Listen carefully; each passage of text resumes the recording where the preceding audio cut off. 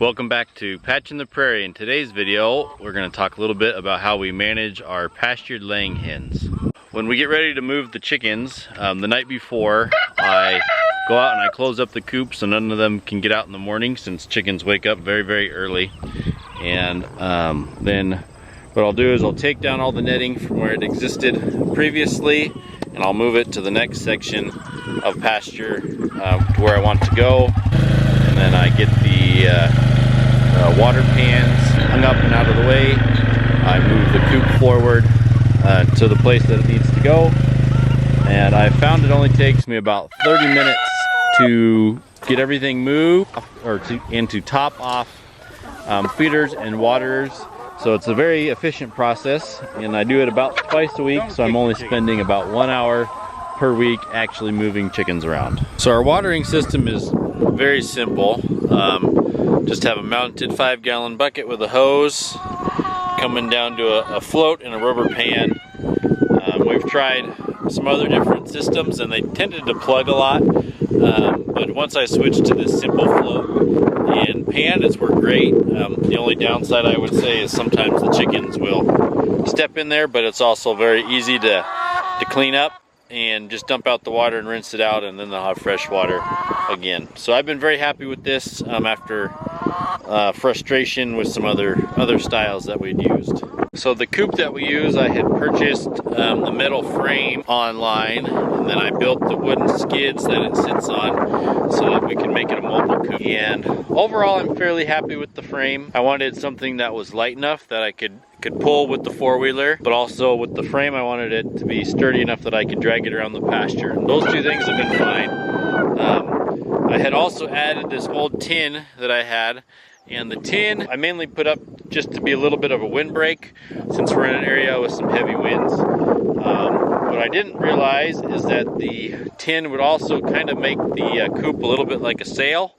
And when we have some really strong wind events, we have seen this coop actually shift and pivot because the wind is pushing so hard. So that might be a consideration if you're looking to build something light. Also make sure it can withstand the winds for your area. Then another important thing is trying to keep the eggs clean. So we do sell quite a bit of our eggs to local families around, so we do try to keep our eggs really clean. And so we did purchase some roll-out nest boxes. We do have two different styles. They both work fine. There's some minor differences if you were to get really picky, but I do prefer this style just because the lid opens out, and then that way if there's any manure or anything here on the front, it opens out as opposed to falling into where the chickens are and where the eggs go. And then the other thing that we've run into is we have a lot of chickens that would prefer to roost inside of the nest boxes as opposed to using our roosts.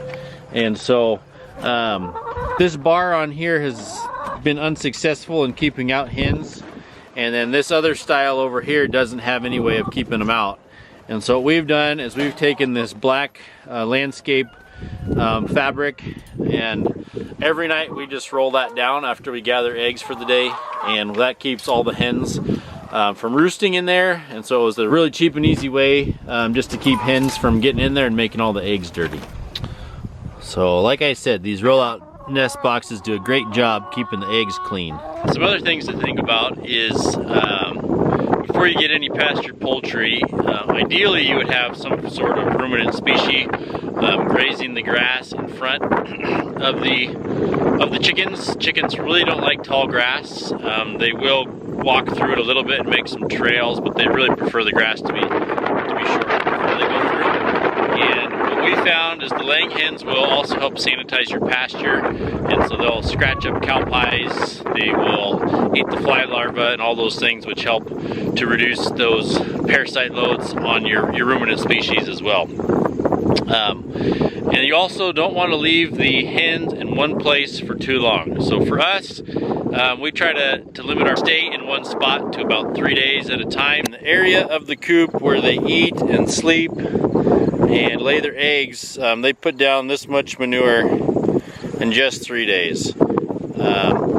If you have too much manure, in one spot the nitrogen content of the manure is actually too hot for the grass, it can actually have negative effects for the grass. So you can see here, here's the spot that the chickens had been in before, but the coop was not sitting here for those 3 days. And literally just a few feet away where it sat, the grass is probably 2 times as tall maybe, and definitely twice as thick. So we just feed a layer pellet, and we like the pellets because there's less feed wastage. And then we will also supplement our hens with food scraps and like meat and whey from leftover from when we make our yogurts. And we will occasionally give oyster shell to older hens that seem to have weak shells, but for the most part the feed that we get has enough calcium, so we don't have to supplement that unless necessary. So then we also utilize poultry netting, as well as just a small portable charger. Both of these have been very effective for any sort of ground type predator. We have had no issues with coyotes, raccoons, anything like that, even though we know there's coyotes around and raccoons around, and we still have not had any loss with those. The only predator losses we ever dealt with was from a hawk last year, and not much you can do about those other than having a guard dog or something else like that. But that being said, the poultry netting has been done a great job for us. We've been asked before if the chickens will jump out of the netting, and occasionally they do. We had one hen last year that she liked to go lay her nest in a hiding spot, or lay her eggs in a hiding spot. And so she would jump it every time, and then she would come right back. But for the most part, most of the hens will always stay in their confined area. Thank you for watching, and let me know if you learned anything down in the comments.